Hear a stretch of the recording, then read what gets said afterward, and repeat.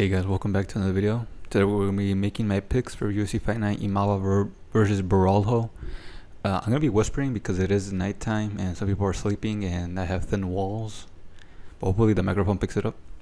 Anyways, as you can see, I did get foam, soundproof foam, to help the audio a little bit. I also need a new mic. But anyways, Fight Night taking place in France, meaning another Fight Night with a live audience. You know, we love live audiences. We cannot do Apex, bro. We gotta get out of the Apex soon. Anyways, really good main card. Aside from these two, this whole card suffers from point striking fighters. Like, what is up with like the water in France or in Europe in general, where fighters just straight up are scared to get KOs or get submissions? Like, generally, they only point strike for like 3 rounds straight and get no finishes. Like, bro, most of these people here are decision merchants. Just their whole resume in the UFC is just decision. Like, bro, get a finish. Holy, this whole fight card is gonna be a bunch of decisions, bro. It's pissing me off. Anyways, let's just quickly go all the way to the bottom. We're just gonna go for, from bottom to top to make my picks. Women's strawweight, Shauna Bannon versus Hughes. I forgot her first name. It's okay. It's a good. I guess it's okay for if you're hardcore. Hardcore. Shauna Bannon. She has decent taekwondo side kicks. She has a submission game, especially on bottom. She did get dropped by a head kick by that Indian woman, but she subbed her. I'm gonna say she's well-rounded, but she does have some tools on both ends.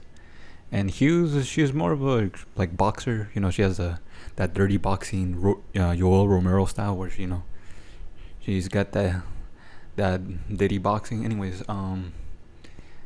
stylistically, I think Shauna Bannon is gonna win this because she's gonna start kicking at range, and Hughes gets kind of a little bit plotty with that Yoel Romero footwork.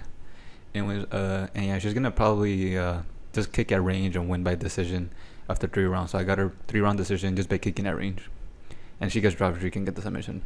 I don't think, or maybe she whatever. Welterweight, Alexander Gustafsson versus Renat Fakhretdinov. This is a really good fight. This is actually, I don't know why this low down the card. Alexander Gustafsson he's kind of like a welterweight Fluffy Hernandez, as in, instead of taking you down, he just grapples you.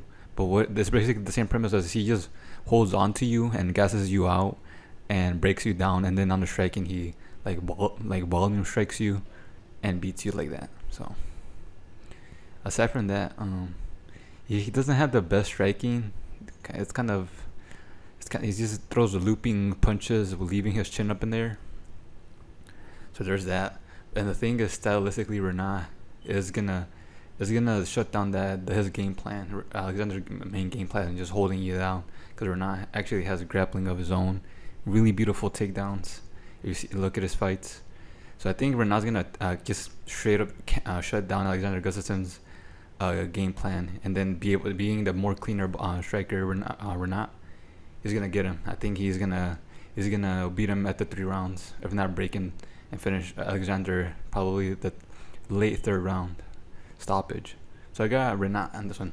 He did I don't know if you remember last year he robbed Leal, so maybe he gets chin and we can all be happy, but I do think stylistically Renat is gonna get this one done and getting an upset against Alexander if you see the odds. Middleweight, Brad Tavares versus Bryczek. So Tavares is our experienced vet. He's been there for a long time. If you're an experienced vet, you obviously have a wide range of tools that you can display. You're very experienced. The ins and outs. Brad Tavares himself has really good takedown defense, and he has okay striking. He kind of suffers from pillow punches. He can't really KO somebody for some reason in a UFC fight. He has a good arsenal of punches and strikes and knees and stuff. But he just literally cannot take someone out in a fight. And the biggest issue Tavares has is that he does not adjust at all throughout his fight. He literally fights the exact same way throughout his fight. Meaning if the fighter in front of him adjusts, he loses. And because he can't take them out, he can't finish them, it's bound to be a downhill slope after that. And yeah, so basically like the Dricus Duplessis fight, he won the first round. Duplessis adjusted and he lost. Israel Adesanya beat him the first round, and there's nothing Tavares could do to adjust. Oh, he didn't adjust in that fight and just straight up lost. Against the Gerald Meerschaert, he defended Gerald Meerschaert's takedowns. You know, that's one of the best things he does in his while fighting is his takedown defense. And he's a much better striker than Gerald, so obviously he beat Gerald in that. But like I said, that's his problem. He does not adjust at all. Now he's fighting a guy who's like one fight in the UFC, and he has power, but that's about it. He's pretty not good. The Bryczek dude. So I think Bryczek is very simple, very inexperienced, especially at the UFC level. So I'm just gonna take Tavares. 3 rounds wins. He probably wins the first 2 rounds, and then because he doesn't adjust at all, he loses the 3rd round. But I got Tavares getting it done at the 3-round decision. Welterweight, we got Sam Patterson versus Waters. Patterson, I mean they're both pretty big for their division. Patterson was fighting at 155 as well. He fought the Jewish dude and got chinned. He got chinned pretty bad. And then he went up to welterweight and to fight and he's been having success at welterweight. He's got a couple of submissions over cans. He had a KO as well. But the thing is, he kind of struggles using his range in general. Especially at welterweight, he's 6'3" and he's having trouble, being able to use his range, his long reach. And then Waters is pretty good. He kind of is a little flat-footed, but he's pretty quick on his hands. So his feet are slow, but his hands are quick. He has decent grappling. So, and he is 6'5" as well. He is 6'5" at welterweight. Bro, that's crazy. Anyways, I think stylistically, Sam Patterson is not gonna be able to take down Waters at all. He's not gonna be able to take him down, and he's not gonna be able to hurt him on the feet. I really don't think. I think Waters is tough enough to not get chinned by Patterson. So I think Patterson is going to be able to be the better striker. Because I do think he has a better hands, better eyes, better speed than Patterson on the feet. So because of that, I do think I'm going to have Waters beating Patterson. Probably chinning Patterson. I might give him the finish. So I got Waters finishing Patterson's 2nd round on the feet. KO. Okay, we got McKee versus Sola, the first French dude of the card for the French fight night. McKee is pretty mid. He's okay. Let me see here. I got switch stances and mid everywhere. And then for Sola, I said it's below mid. And so I got McKee being mid, beating a below mid fighter. So, yeah. Marcin Tybura versus Delija. Now, what the UFC is doing here is the exact same thing as they did for Curtis versus Kuniev. The exact same thing. They brought on an unranked PFL fighter to fight a ranked heavyweight in the UFC. You wanna know why? Ngannou. Now, I don't know if this is just a conspiracy theory or not. Maybe it is the actual truth. Well, we all know what happened to Ngannou with the UFC. Ngannou left on bad terms. Fighter pay and such. Ngannou went on to go to the PFL, get a pretty good win over Renan Ferreira. And so what they're now doing is the UFC is taking PFL fighters that beat Renan. Now, Kuniev did beat Renan, but on paper he didn't because he got popped for roids, the roid cheat. So it's, if you look at the resume, it says no contest. But on that day, Kuniev beat Renan, and this Delija guy, beat Renan fairly. He took him down and ground and pound him the same way Ngannou beat Renan. So this is exactly what they're doing. They're literally brought in this PFL can that beat Renan Ferreira to fight a ranked fighter as in Tybura. Tybura is pretty good actually. I don't rate Delija. Delija's pretty cheeks. If you look at his fight film, he's slow everywhere. Slow hands, slow footwork, especially for heavyweight. Heavyweight is the slowest division, but he is very slow for heavyweight. And Tybura, even though Tybura is much like he's 39, you can see right there's 39. He is still pretty good. He's still number 6, number 7 in the world right now. So he's pretty good. I'm taking Tybura. He's gonna finish Delija first round, bro. Submission or KO, I don't care. I got Tybura. Light heavyweight. Sai versus Brenton Ribeiro. So Sai, if you don't know, he's basically a light heavyweight Lerone Murphy as in point striker. Bro, you're a light heavyweight. You should be getting KOs. You should not be getting decisions. He is so patient on the feet. He does not move. I mean, he moves. That's it. He doesn't stand and bang, or he doesn't try to commit to an actual KO shot. He moves, throws one shot. He doesn't throw combinations or nothing. Leg kick, move. Jab, move. Cross, move. Do something. Oh my goodness. Mr. Ribeiro, he is decent. He's got chin twice in the UFC.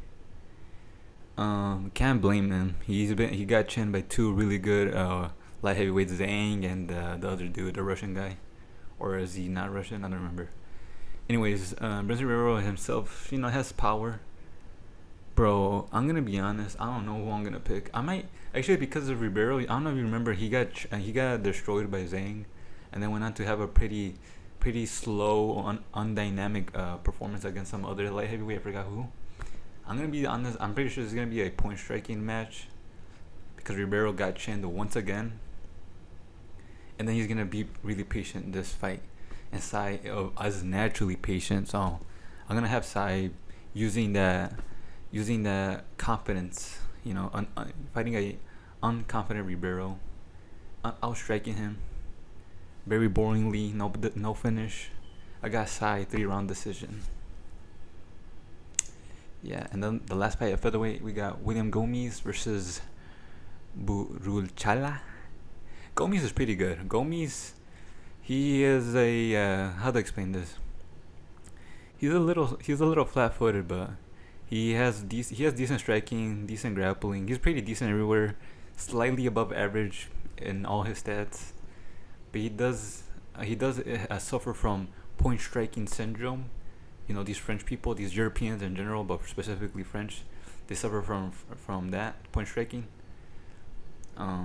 It takes literally a heavyweight, as in Cyril Gane, to be able to get finishes. But anyways, William Gomis suffers from that. That's why he lost to Haider Emil. Haider Emil has finishing power, but Gomis was more skillful than Haider, but because he has pillow punches, he couldn't finish Haider at all, and so Haider Emil built into the fight and was able to beat Gomis.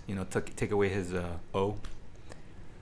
And Ruchala is pretty good as well. If you see, I think he has 0 fights in the UFC. He literally just got signed to fight Gomis.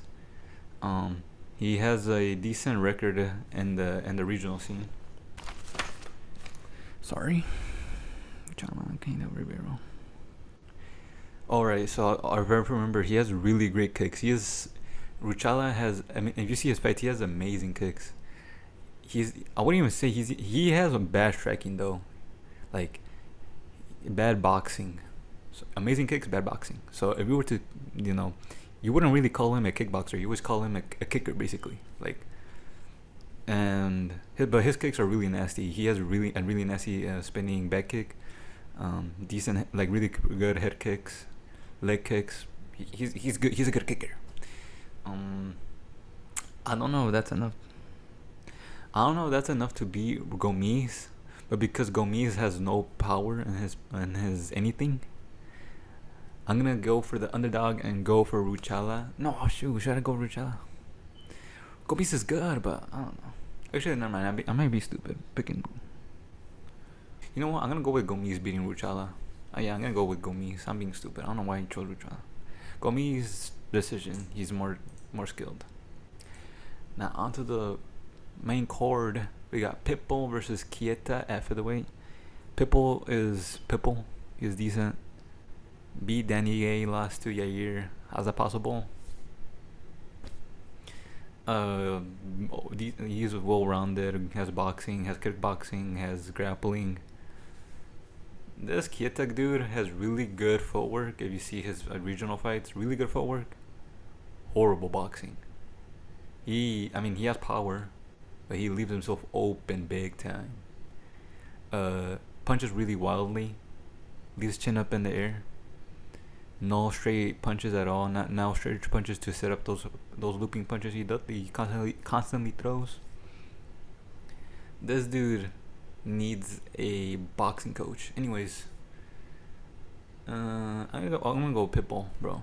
What is this? Like, first of all, Pitbull himself was literally in Keita's place like 2 fights ago. He literally was a signee fighting a ranked fighter. And now he's a ring fighter fighting a signee. Like, what is the UFC doing? I got Pitbull. Pitbull decision. I don't know. This whole fight card is gonna be boring as hell. Anyways, this was Fakhretdinov. They took him out. I don't know what. I think he pulled out. So either this fight is not gonna be on here, or there's someone else is gonna step in. Either way, I was not even gonna pick Fakhretdinov. Actually, I was probably gonna pick Fakhretdinov actually. But anyways, I don't care about this fight because of what's happening here. So whatever. I'm gonna go with the Fernandez winning this one. Whoever they put him next. Anyways, light heavyweight, Bukauskas versus Paul Craig. Bukauskas. He has a really good clean 1-2s. He hurts his opponents constantly with his 1-2s, and put out a couple of his opponents with those 1-2s. Decent striking. We really haven't seen his grappling as much in the UFC, so who knows if he's gonna be able to defend a Paul Craig special takedown, or actually never mind. Paul Craig has 0 wrestling. I mean his judo trips, judo trips that he falls into guard. He pulls guard. He goes for a judo trip and then pulls guard because I don't know if he just can't land on top or not. But anyways, he's gotten a couple submissions on bottom, so maybe he is pulling guard on purpose and landing on his back. Paul Craig. So I don't know. We really, like I said, we haven't seen his grappling as much. Bukauskas. And Paul Craig's, we all know on the feet, he has his signature body lick kick. Anyways, Bukauskas can hurt Craig with a 1-2 down the pipe. But I'm gonna go with the underdog for the main card. I'm gonna go with Paul Craig submitting. I'm gonna say he goes for the grappling. He goes for a clinch. Falls into guard. Like in 1999, pulling guard move, and then goes for a triangle choke or something like that. So yeah, I got Paul Craig by submission for the upset. Lightweight, we got Oki. Are you Oki? Okay. And then we got Jones. Now, why is this up this high up in the whole card in general? Like right below Saint-Denis and Ruffy? Why? I do not know. Oki is good. I mean, good for what he does. He's like he likes to box. Just because I said he likes to box doesn't mean this is not me referring to he's good. I'm just saying he likes to box. Anyways, he likes to box. Power. That's about it actually. Jones. So Jones, if you don't remember, he was the guy that got signed. I mean, he only fought once in the UFC, and that was Jeremy Stephens' first fight back in the UFC as well. So I don't know if you remember seeing that fight. He was getting jabbed pretty badly by Jeremy Stephens, but at the same time he was able to take on Jeremy Stephens. He had the wrestling the superior wrestling game. But the thing is, Jeremy Stephens has been doing BKFC, so you don't grapple in that. So can you really blame Jeremy Stephens for getting taken down by a much younger guy that has been doing MMA more constantly than Jeremy Stephens? If Jones wasn't gonna take down Jeremy Stephens, he would have got his ass beat. So, and that's kind of embarrassing too. But anyways, Oki is kind of slow, but I do think he has the better striking than a Jeremy Stephens, and I don't think he's gonna be able to maybe he does get taken down by Jones, but I think Jones is gonna struggle. Is not gonna be having an easy time taking him down, just like he was taking down Jeremy Stephens. So I think Oki is gonna make it competitive for their skill level and be able to beat him on the striking against Jones. So I got Oki or Okai or whatever. Lightweight co-main Benoit Saint-Denis versus Marcos Ruffy, right? It's Marcos. Anyways, really good fight, exciting fight. Anyways,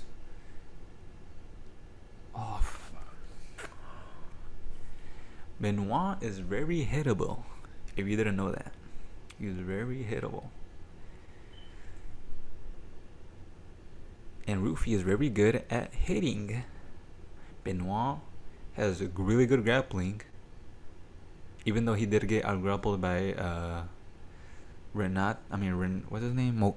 Renato Moicano. He got out grappled and got elbowed.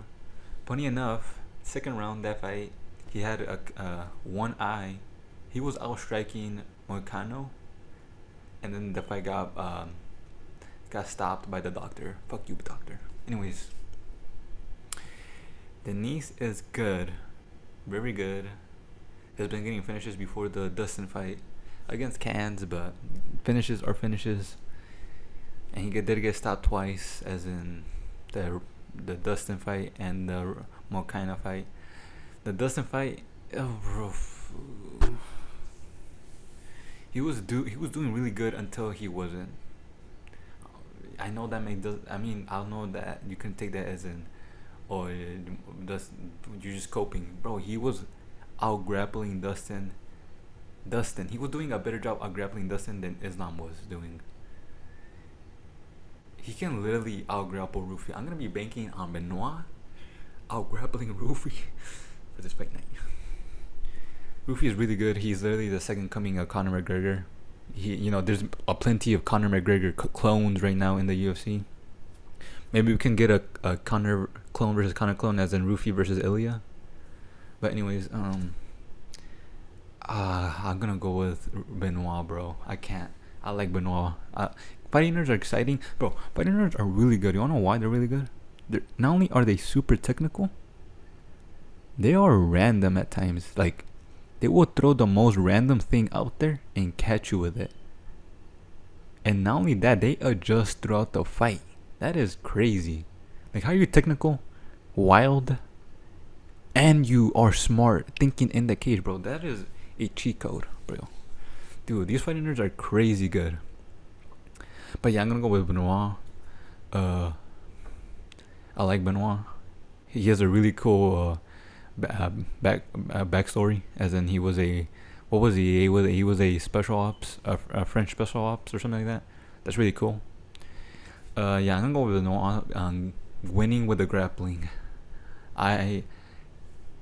Ruffy is, the whole fighting nerds have shown to have really good anti-grappling, but I believe in Benoit being the much better grappler than Ruffy.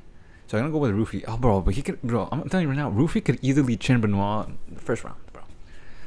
But I'm gonna believe in Benoit. I'm gonna believe that he's actually trying to build his way back into the UFC. He's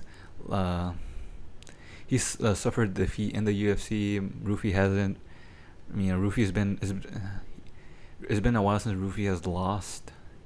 He hasn't lost in the UFC at all, and he's like 3 or 4 fights in the UFC himself. So it's not like he's you know, getting a bunch of wins in the UFC. He only has like a couple wins. And technically, if you go back, you can kind of be like, hey, maybe Ruffy is a little bit overrated. But Ruffy is still good. He is good. He is good.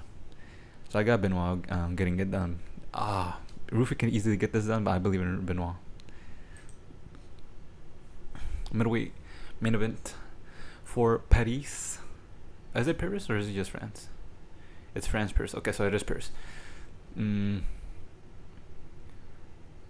gonna pick against fighting nerds once again. I think Imavov. If you see his fights, his eyes are so good. He has eagle eyes in his fights, as in he manages distance so well, but he knows when to strike at the perfect distance, or he knows when to go into distance and land a shot that will land. Like, he has really good distance management. It's like he has like an invisible ruler basically. He has really good eyes, really good at boxing for a middleweight. His grappling isn't the greatest, and Borralho has good offensive grappling. You know, Borralho himself has really good footwork. You know, he's quick in and out when he strikes as well. But Imavov was doing a much better performance against Cannonier than Borralho was doing a better against Cannonier. I know that is MMA math, but like, that's just another reason why Imavov beats Borralho. Imavov is a much better striker in my opinion than Borralho. Imavov is much better striking. He can hurt Borralho. He has power in his hands. He wasn't able to hurt Sean Strickland at light heavyweight, and Sean Strickland really hasn't been getting chinned as much, aside from like I can think Alex Pereira. So it's not like he wasn't able to chin a chinnable fighter. But yeah, I do think Imavov is really good. Borralho is really good as well, but I think Imavov is slightly better. Now, I was gonna ruin this whole thing by saying I do think both of them lose to Khamzat, but yeah, I got Imavov for this fight night. Yeah, those are all my picks. It is pretty late. I was gonna film this probably tomorrow, but I was like, let's get this video out and film at night. So yeah, hope you guys liked the video. Those are all my picks, and see you guys, and goodbye.